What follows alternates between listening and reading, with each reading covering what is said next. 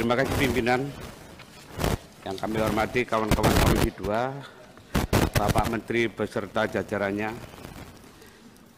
Pertama-tama saya itu mengapresiasi kinerja Kementerian ATR BPN dari laporan yang kami terima, mulai dari realisasi anggaran,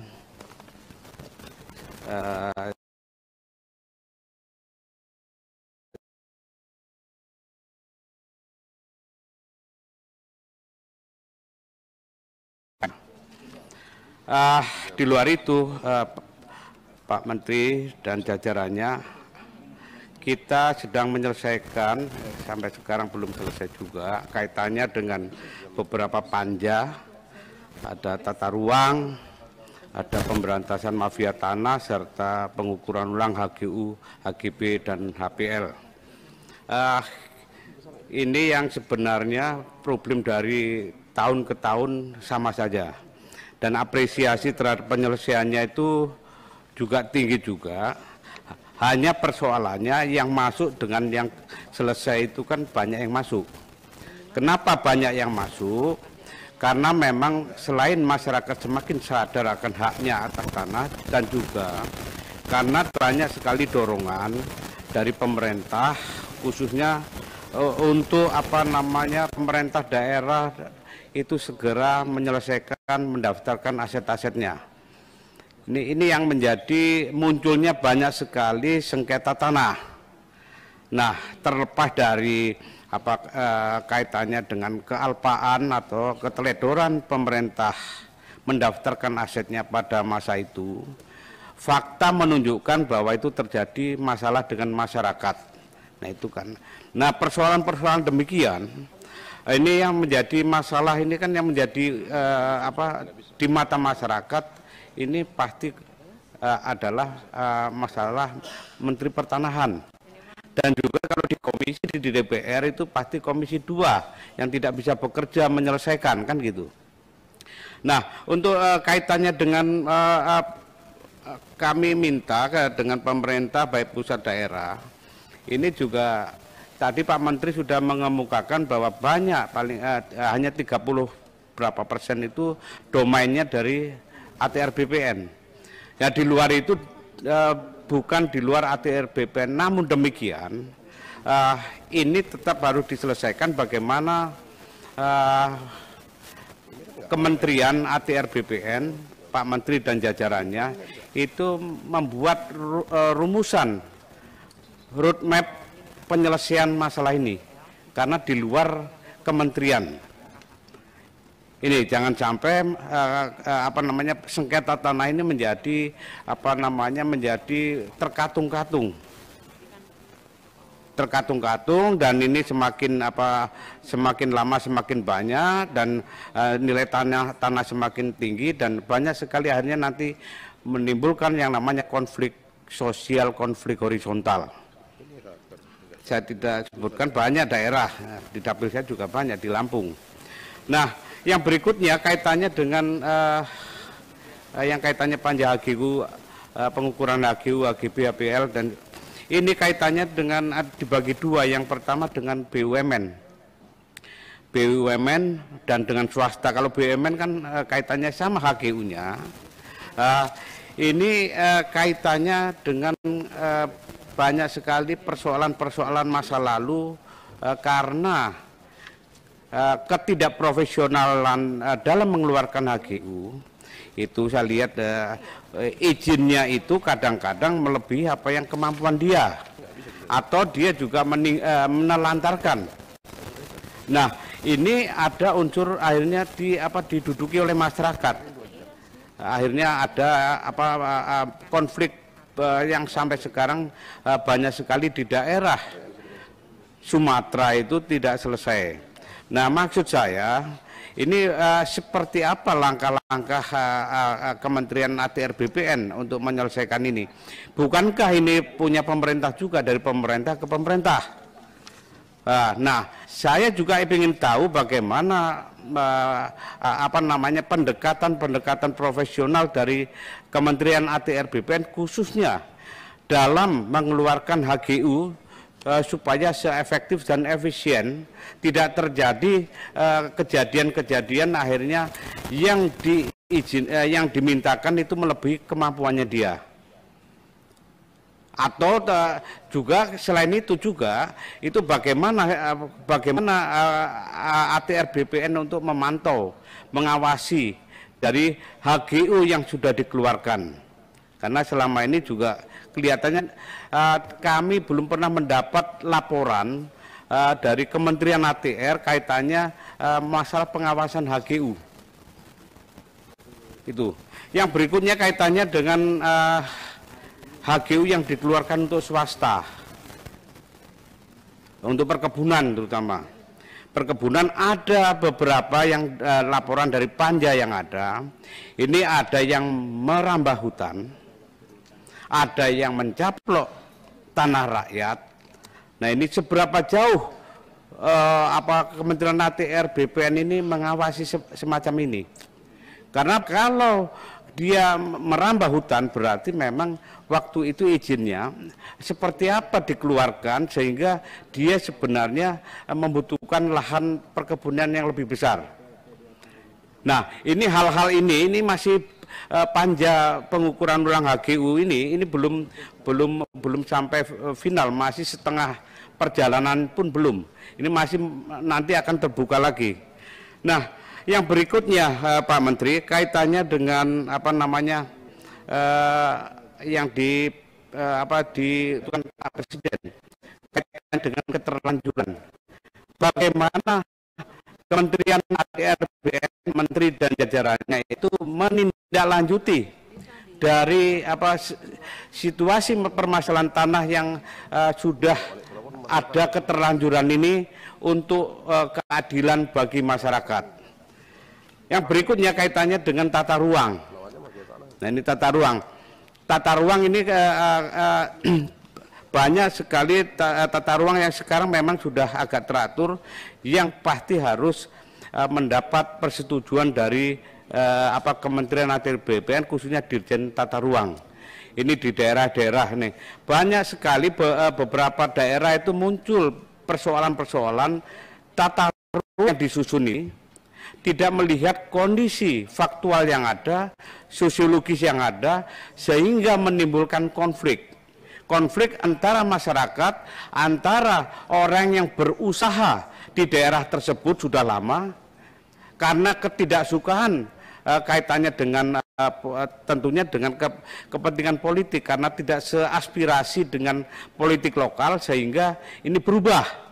Nah perubahan-perubahan yang sudah dia lakukan, yang sudah investasi lama terus ada perubahan, ini langsung menjadi konflik dan ditutup.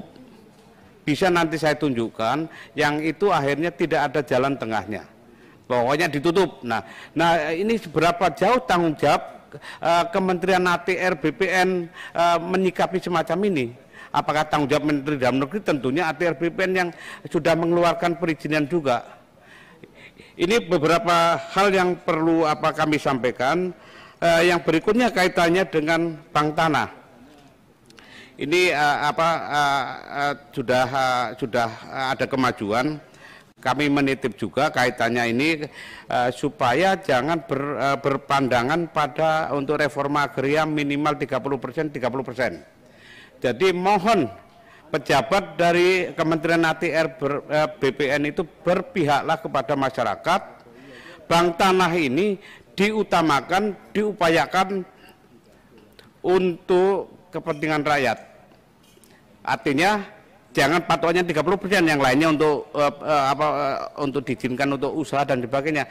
Usahakanlah semaksimal mungkin, seoptimal mungkin untuk kebutuhan masyarakat. Karena apa? Dari Undang-Undang Cipta Kerja maupun dari bank tanah ini suara negatif masyarakat pun masih bergaung. Ketidakpercayaan terhadap pembelaan pemerintah terhadap rakyat. Buktikanlah bahwa produk yang dihasilkan pemerintah itu memang pro rakyat. Nah ini menteri sebagai kepanjangan tangan presiden, buktikanlah bahwa pemerintah sekarang ini adalah pro rakyat. Yang terakhir,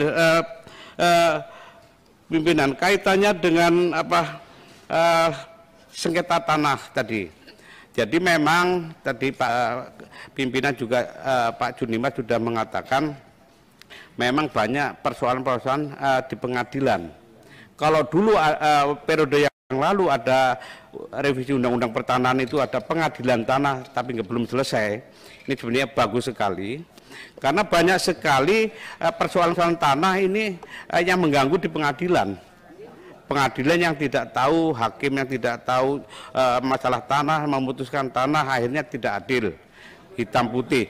Nah, kami minta juga bagaimana sebenarnya persoalan-persoalan ini diambil oleh ATR BPN untuk mengambil posisi yang bagus.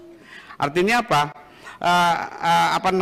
Tidak perlu bertele-tele pengadilan. Banyak sekali saya temukan di daerah atas nama kasusnya belum selesai karena masih digugat, ini mengambang ini ada berapa kali sedang kami tangani juga mengambang. Kalau kita lihat prosedur bahwa tentang waris itu sudah sah, tapi ada model gangguan menggugat sampai kasasi. Ini harus dipotong bagaimana diselesaikan. Ini kan sebenarnya cuma mengganggu saja, tapi akhirnya yang punya tanah ini capek, dibikin capek. Nah, selip sedikit di pengadilan dimenangkan kan gitu. Ini tolong Pak Menteri, ini kebetulan banyak juga di dapil saya, termasuk kampungnya Pak John Rizal kan sama dengan saya. Kasusnya banyak dia di sana banyak sekali kita tangani. Demikian pimpinan, terima kasih. Terima kasih Pak Indro. Ini sudah jam 17.30. Masih ada 2 penanya, Pak Jeki Uli dengan Pak Samsul Rijal. Kita perpanjang? Perpanjang. Pak Ihsan? Cukup? Pak Ihsan bilang cukup. Kalau Pak Menteri masih ada waktu, Pak? Silakan Pak. Pak Pimpinan, saya pikir kalau mau diperpanjang sampai dengan jam 6 sampai maghrib, oke aja. Tapi kesempatan untuk menjawabnya barangkali harus kita cari waktu. Jadi begini Pak Menteri, atas izin dari teman-teman anggota,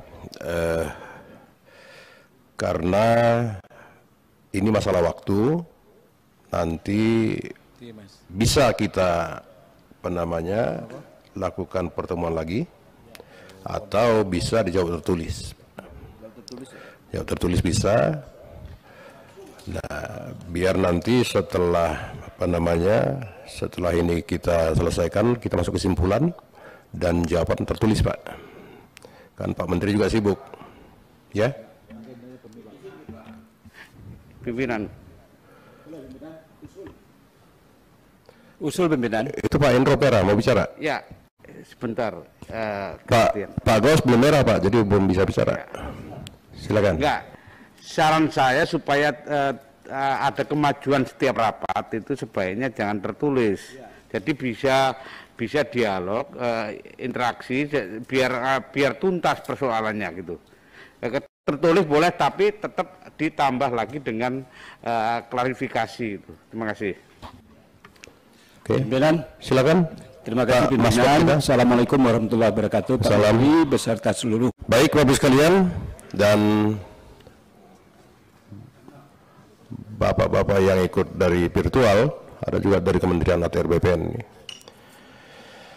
Sebagaimana kesepakatan kita 15 menit yang lalu bahwa untuk jawaban kita akan mengambil waktu Pak Menteri.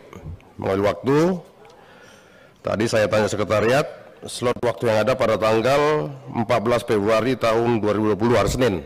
Tolong dicek Pak. 14 Februari hari Senin. Nah, coba dicek Pak, kalaupun tidak bisa nanti, ya seminggu sebelumnya tolong kami diinfo Pak sekretariat, biar kami bisa mengatur jadwal juga. Karena untuk Januari sudah penuh, Februari kita ada slot di Senin 14 Februari 2020 Pak Menteri. Nah, tolong diatur waktunya. Ya saya kira kalau menjawab kita harus sepakat, kalau menjawab aja Pak, nggak usah kemana-mana kita ini. Iya kan, kalau teman-teman atau saya punya berkas sebagai penguat ya silahkan diserahkan saja. Setuju begitu ya?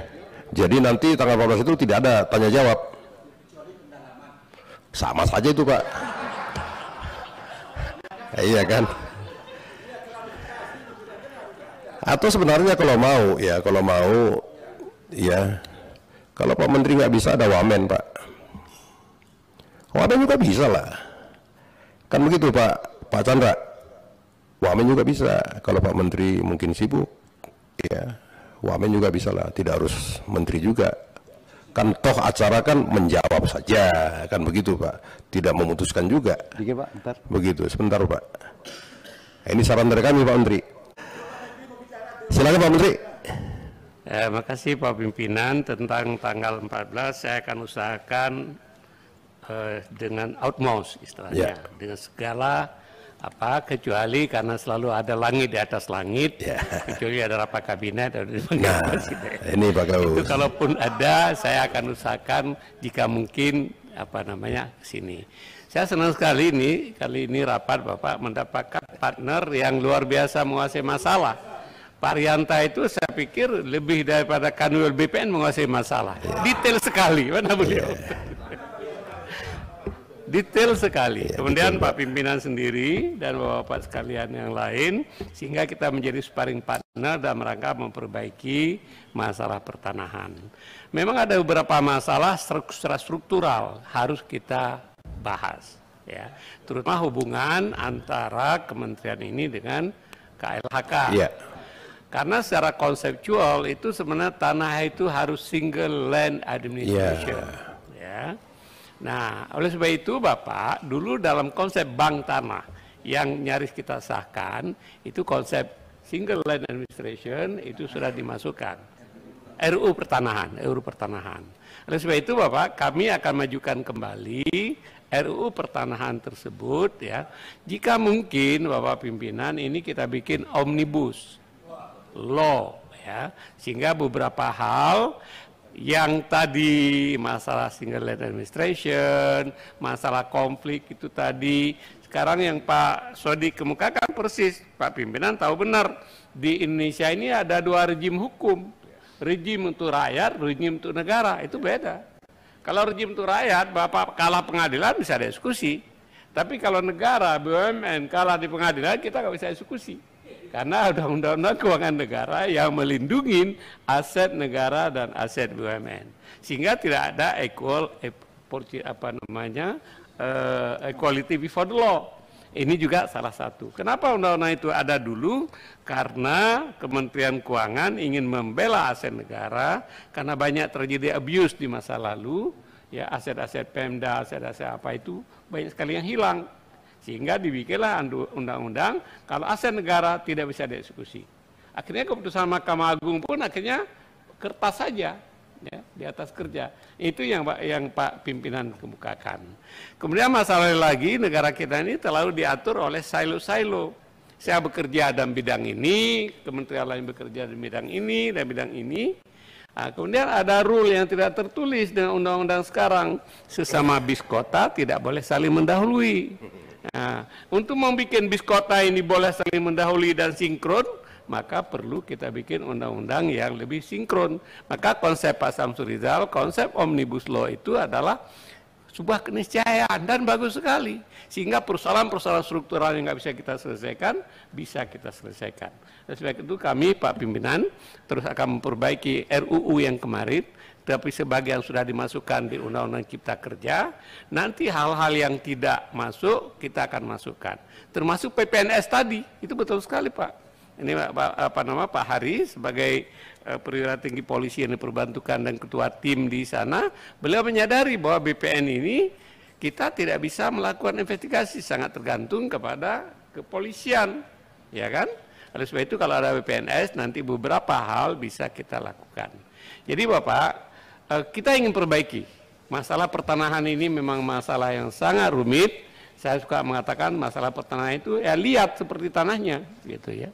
Tapi kalau kita sama-sama bekerja dan punya partner yang seperti bapak-bapak ini yang sangat peduli, menguasai masalah, kemudian punya nurani kita untuk perbaiki ini, maka insya Allah saya pikir bisa kita bikin ini menjadi lebih baik. Barangkali itu Bapak, tanggal 14 kami komit, kecuali sesuatu yang di luar kontrol kami, kita akan adakan rapat kembali, termasuk dialog Pak Samsul Rizal. Terima kasih. Ya, makasih Pak Menteri. Bapak sekalian, terima kasih dan atas kesepakatan bersama, maka kita akan melanjutkan rapat kerja, rapat dengar pendapat ini pada tanggal 14 Februari tahun 2022, hari Senin, jam 10 pagi. Begitu Pak ya? Terima kasih. Billahi taufiq wal hidayah. Assalamualaikum warahmatullahi wabarakatuh.